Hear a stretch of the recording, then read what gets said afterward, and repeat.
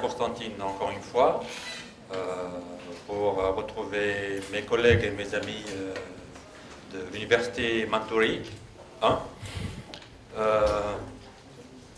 Tout d'abord, je dois remercier les organisateurs de m'avoir invité à ce séminaire. So my talk today will be entitled, as it was named, genome-wide analysis of transcript for the identification of molecular mechanisms underlying plant salinity tolerance. I was working for a while on salinity tolerance in wheat and barley, on cereals in general. Then when I moved to UE University, I shifted and working on date palm, as date palm is a major crop for UE and for the GCC countries, and also for North Africa. And it's facing a lot of problems, especially salinity and drought and heat, abiotic stresses. You know that the demand for food is projected to increase by 50% very soon in 2030. And by 2050, it will double. And this is for everything. And our population will be raising in 2050 9 billion and maybe exceeding 9 billion inhabitants. Adding to that, we have land degradation, we have changing diet, like Chinese people, they are changing from their rice to eating bread and pasta. Also urbanization will aggravate the situation. And we heard yesterday about climate change, global warming, and greenhouse effects that is aggravating the situation.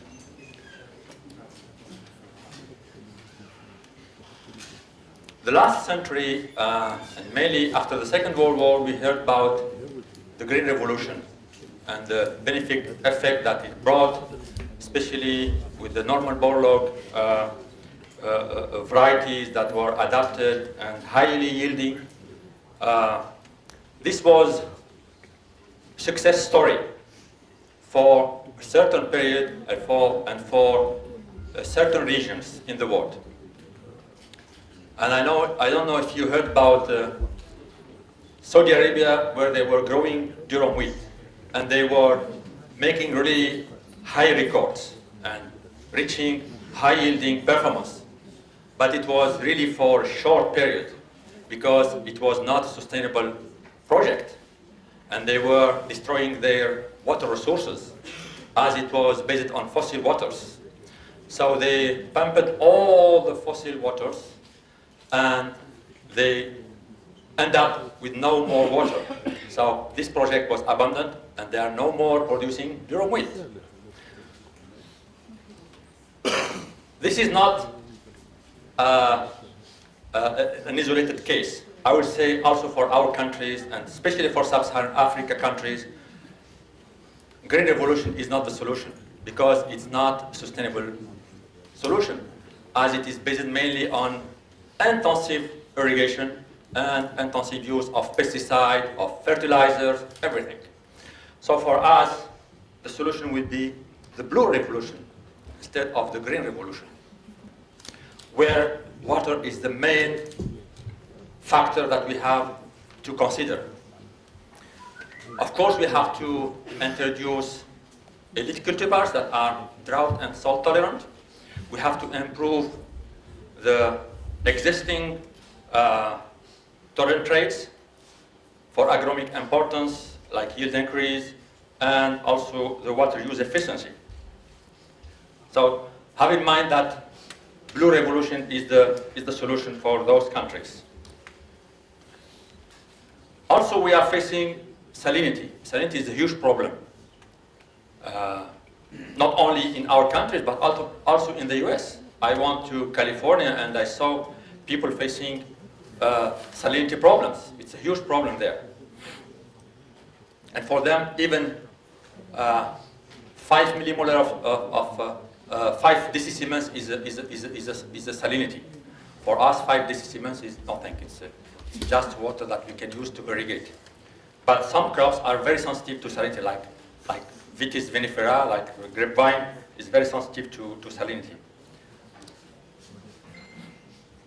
So during evolution, various species have readapted to cope with high salinity tolerance.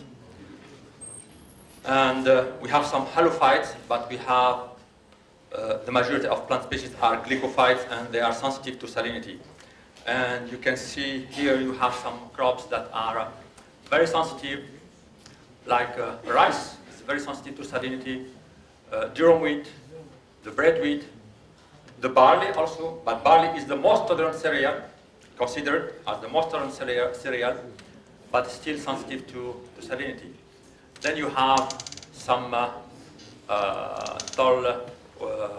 turf grass, you have some alfalfa that can tolerate much salinity. What is salinity? Salinity is a problem that can cause direct and indirect stresses to the plant. First of all, it can be manifested by an osmotic stress, which is due to reduction of availability of water to the plant. This is the first effect that plant can sense, is the osmotic stress.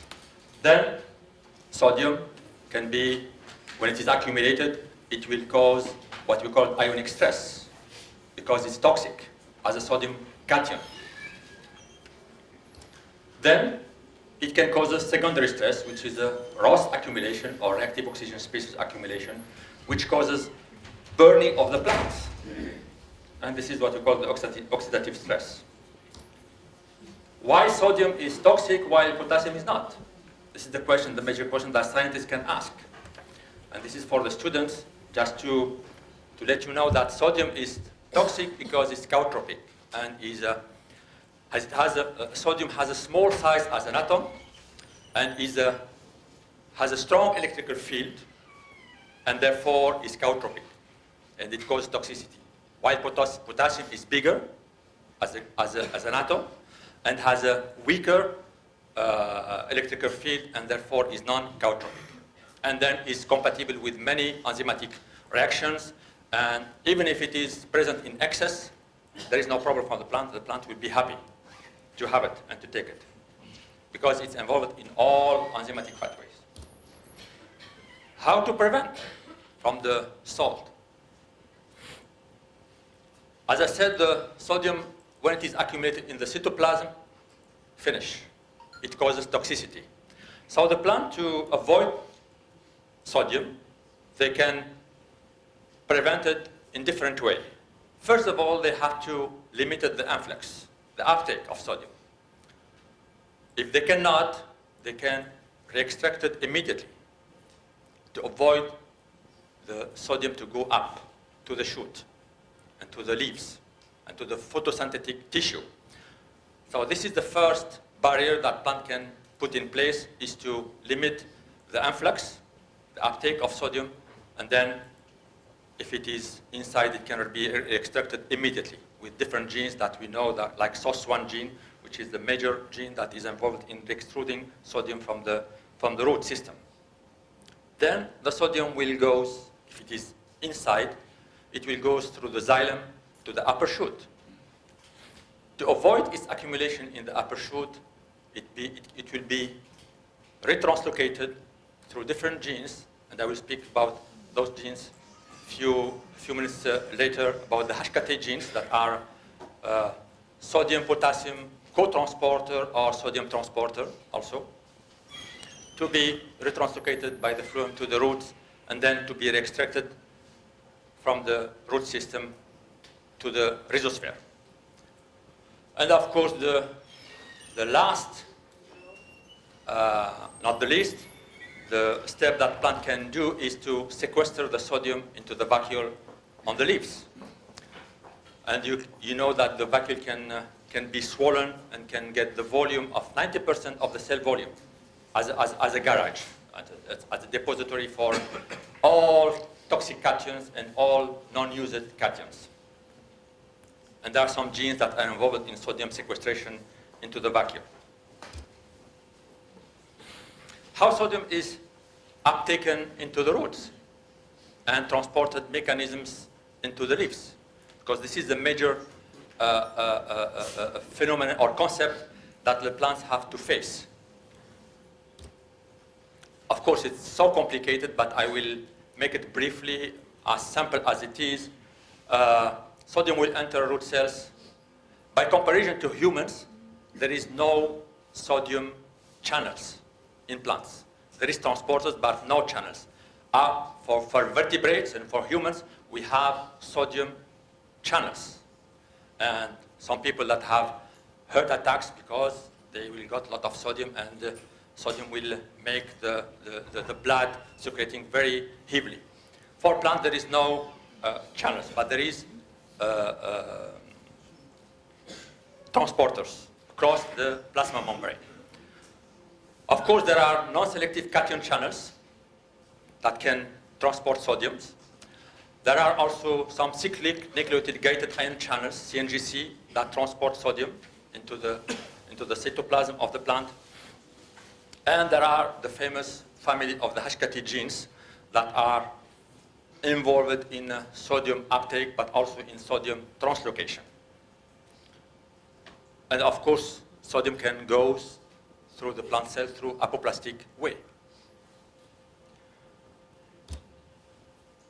So to cope with the salt stress, sodium is sensed by the hyperosmotic and ionic sensor, leading to activated calcium. Calcium is the secondary messenger that will activate huge number of genes that will be the down-regulated, I would say, the downstream effectors that will be activating protection for the plant, and different proteins will be put in place to protect from the salt and from the salinity. We have different MAP kinases, phosphatases, CBL, different classes of genes that will be activated, activating some transcription factors in the nucleus, and many genes will be activated. I will not go into details. So let's go to some practical works. We had the chance to work with the USDA core collection on barley when I was in ICBA, International Center for Biosaline Agriculture in Dubai, and I was collaborating with Tom Blake from Montana University, where we got the USDA barley core collection. It is a subset of a big collection of 30,000 lines or accessions. We got, the core collection is estimated to be roughly something like 2,670 lines. And we were screening this collection with salinity, with irrigation with salt water. Our groundwater was roughly something like 25 to 27 decisiemens. And we were looking for genes that contribute to the flag leaf. The flag leaf is very important for sodium accumulation. And we were looking for the sodium-potassium ratio, which is an indicator for salinity tolerance. And this one locus and one QTL was identified in bread wheat on this salinity tolerance. So we did this field testing by irrigating, of course, with fresh water and with saline water, and we screened for sodium and potassium content in the flag leaf at the heating time. This population was genotyped by an Illumina 9000 SNP array, and we have the genotypic data, and we collected the phenotypic data for the sodium-potassium content. We also did some flowering time records. Just to remind you about the HKT genes. Rana Mons in Australia, she identified in Triticum monococcum 2 QTLs called NAX1 and NAX2 that were involved in salinity tolerance. And the candidate genes for NAX1 was HKT14, and the candidate genes for NAX2 was the HKT15. And we will be speaking about HKT15 gene in barley and what was achieved on the HKT15. So just to remind you about sodium is uptaken, as we said, via apoplastic or through the NCS, non-selective cation channels, whatever. Sodium also can be taken by HKT genes. Here, the HKT21 from Triticum aestivum, from barley, from rice, and then it can go to the stellar cells, then it goes to the xylem, go up to the leaves, but can be retranslocated, can be extruded in the leaf sheath, can be accumulated in the leaf sheath for the barley or for the wheat, but also at the root system it can be extruded through other genes, other HKT genes, like HKT15 gene for the NAX1 gene, NAX2 gene, sorry. And here we can see the difference between rice or cereals in general and Arabidopsis. In Arabidopsis, there is only one gene, only HKT1 gene. While in rice, for example, there are 9 HKT genes. In barley, something like 7, and in durum wheat, something like 16 or 17 genes. So the redundancy is very high in cereals. The salinity tolerance mechanism is to minimize influx of sodium into root cortical cells while maximizing influx into xylem parenchyma cells. This is the concept.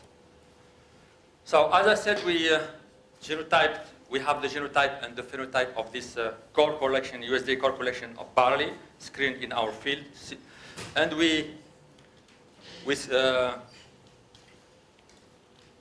structure this population through analysis of the SMP markers to 5 subpopulations with some admixture. And in this population, we identified some, when we did the GWAS analysis, we identified 4 SMP markers that were significantly related to sodium trait, as well as the ratio potassium and sodium. But no one was related to potassium trait. So these are the SMP markers that were identified and were significantly correlated with the sodium trait. Great. So we mapped our barley population, and we found that the HKT15 gene, this is the hot spot that mapped to chromosome number 4 for the HKT15 gene, with one SMP marker that is very close at 0.5 megabase pair, far from the transporter. This is the Manhattan plot showing the 7 chromosomes of the barley, with the chromosome number 4 showing the one SMP marker that is very close to HKT15 gene. And we have other genes that are close to the HKT15 gene that were studied also. This was published in the Frontiers of Plant Science early this last year. From that field test, we identified some lines that are tolerant to salinity. So we want to go deeper and to decipher the system, the mechanism of tolerance. So we selected 5 tolerant lines and 5 sensitive lines. And we did some hydroponic cultures. And we challenged our plants with different sodium concentration. Of course, we have the control. We have 7 decicemens and we have 15 decicemens. And our tolerant plants can withstand this concentration. And we looked at the sodium and potassium content for those varieties. And as you can see, the sensitive variety accumulate in their leaves, accumulate huge quantity of salt. That's why they die very quickly. They show symptoms of senescence and symptoms of toxicity, while the tolerant accumulate more sodium in the leaf sheath. That means it's like a barrier for the sodium to go up to the shoots. It is uptaken in the same way. 2 plants, the tolerant and sensitive, they uptake the sodium, but for the tolerant, they block it on the leaf sheath. When we do some gene expression on barley, on these tolerant and sensitive lines using real-time PCR, we identified that the sensitive barley roots, as well as the tolerant ones compared to the control, showed significant increase in the expression level. So here we have an expression level in the root system, increase in the when it is challenged with salt. Here, the expression when it's challenged with salt. While in the leaf sheath, there is a reduction in the expression of the HKT15 genes. That means this will restrict the transport of sodium for the shoots, as the gene is a little bit downregulated. Okay, I will move to another topic that we were working on the impact of rhizosphere, how the microbiota like fungus, beneficial fungus, and bacteria can have an impact on root development and tolerance to salinity. In barley, in cereals, barley and wheat, we tested them both, and on date palm. This was a collaboration with the Coast University in Saudi Arabia, with Dr. Heribert Hirt, where we are still collaborating on some bacteria that were isolated from the GCC countries and from plants that are native from these places. As you can see, this is a kind of PGPR bacteria that enhanced, which we'll see you that enhanced barley growth and wheat growth under salinity conditions. This is the fungus that we were working also on. This is the Piriformospora indica that we are using on date palm to show that this fungus can be helpful to enhance drought and salinity in our conditions. Our condition is very hot.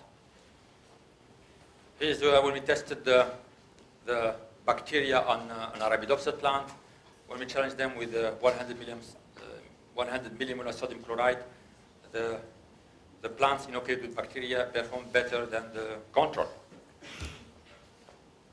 And in date palm, we looked at the root architecture and what happens on the root architecture when plants were challenged. There are changes in the structure of the root cells, and at the cell layers in the meristem, there are some collapsing of some root cell layers. When we inoculate with the fungus is a little bit different from mycorrhiza. Mycorrhiza, you cannot grow it only on roots. With this fungus, you can grow it actinically. That means you can grow it on a LB broth, on PDB broth, potato dextrose broth. Here is we used this bacteria to coat seeds of barley and of wheat, and we did some screening in the field using the SCADA system when I was in ICBA. And this is, you can see the barley when it is coated with this beneficial bacteria, with these endophytes. They perform very, very well. And this is irrigated with 15 decisiemens of charged water. For barley, we did it, for date palm, we did it also in vitro and in pots, when we inoculated the seedlings with the fungus.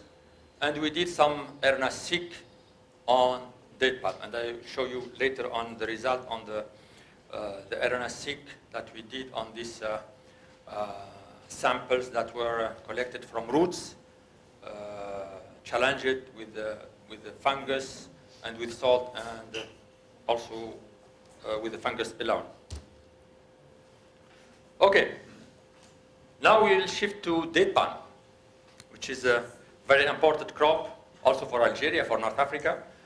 The date palm genome is the reference sequence that was published in 2011 by Joël Malek and his team, was roughly 670 megabase pair. But we know now that it's bigger than that, because this genome was, let's say, 60, maximum 70% of the actual genome that we know. And it has something like more than 25,000 genes predicted from the sequence. while Arabidopsis is very small, 125 megabase pair. Rice, for me, rice is the best genomic sequence that exists until now, because it has it's a small genome, it's diploid, and the genetic map and is the best map that exists right now. We have markers that are everywhere, and we can follow genes easily in the rice genome. Of course, wheat is supposed to be 17 gigabase pair, the bread wheat. Now it's roughly 16 and something. And when you compare the gene family and gene numbers between those species, you can see that there are some genes that are specific for the species.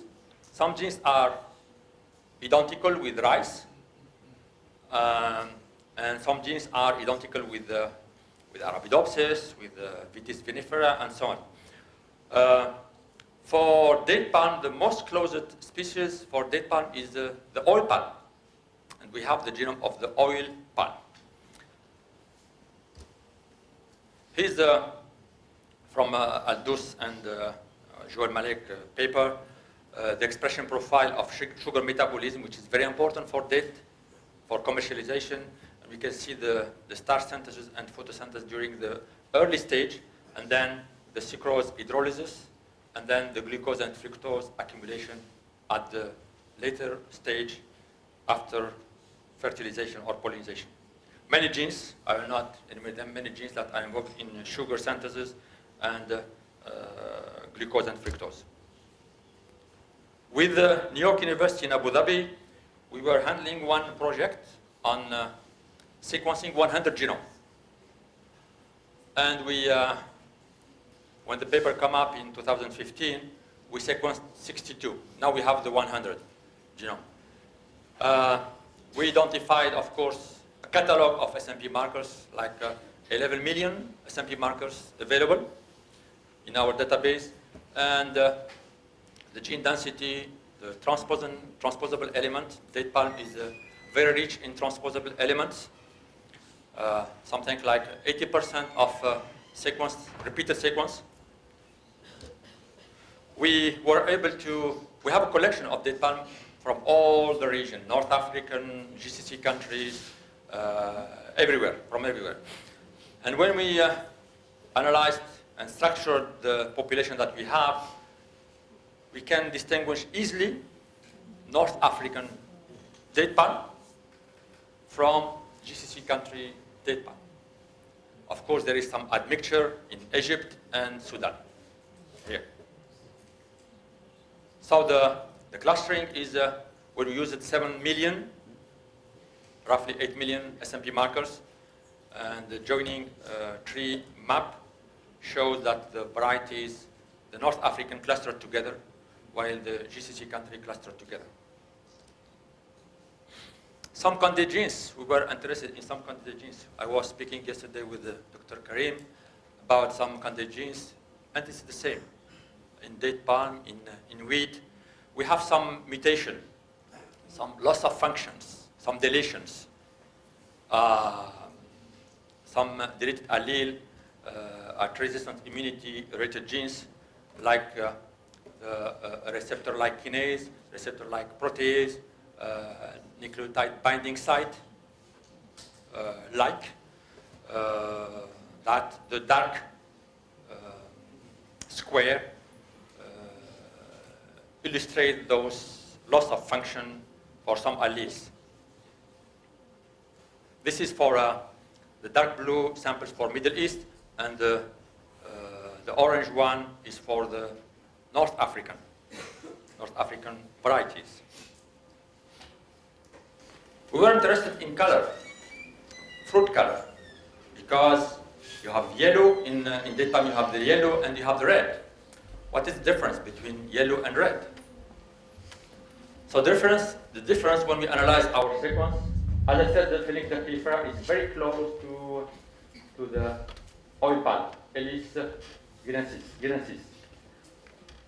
We found that there is one transposon, or retrotransposon exactly, that act as a dominant negative mutation that suppress the production of anthocyanin and shift from red color to yellow color.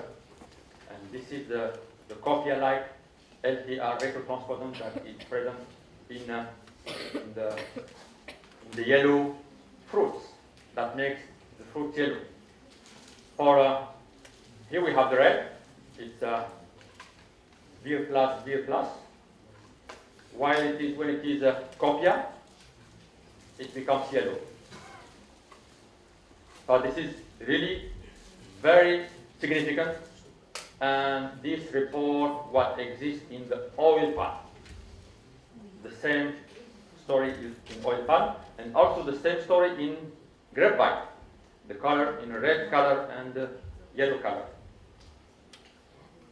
Now I come up to the transcriptomic. It's very recent result that we got on RNA-seq from date palm with the fungus, with the beneficial fungus that we used. This is for the student just to show the workflow, how to do the RNA-seq. Of course, you have to extract your RNA. You remove the contaminant DNA, fragment your RNA, and reverse transcribe, add the adapters, and then go for sequencing. Then you have to analyze, do the sample preparation, library quality check for the RNA, and then do the sequencing and have the raw data and filter the data, and then process with the analysis, bioinformatics analysis. Our raw data here show that we have something like 10 million reads with the Q30 93%, which is very good. So you can check your quality data. Then with mapping, we have something like 60. In the fungus, we have something like 40,000 genes, which represent 92%. All is 92%, which is good results. Here is the expression profile of the upregulated and downregulated genes. This is the expressed gene in red, non-expressed genes in black, and we have clustering of our samples. The fungus treated, the fungus salted treated, they cluster together. And this is the differential analysis count data. I will not go further. So I will conclude on it's still in the analysis, the RNA-seq data with my colleague Dr. Hazouri.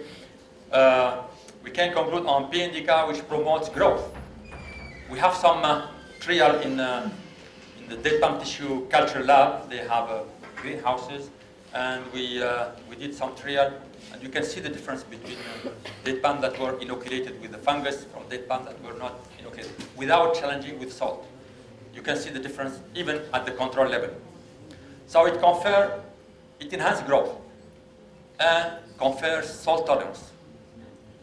At the transcript regulated by the fungus, P. indica stimulate microtube-based movements. There are some microtubes that were upregulated, and of course, gene for carbon fixation, sugar metabolism.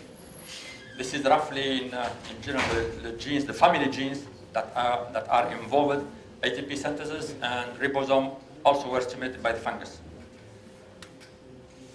P. indica colonization enhanced expression of salt and drought tolerance related genes. The upregulated genes were significantly enriched for 17 biological processes, including processes involved in signal perception, stress responses, redox regulation, transport, and protein trafficking within different cell compartments. This is in general the gene family that were upregulated with this fungus and with the salt stress. With this, I will stop here, and I want to acknowledge my collaborators, Dr. Khaled Hazouri from our university, Dr. Sangeeta, my postdoc, Dr. Tom Blake from Montana University, Dr. Michael Purgan from New York University in Abu Dhabi, Dr. Faisal Brini present here with and my former team from CBS. and thank you for attention. My funding agency is my university, UAE University is the funding of these projects. Thank you for attention.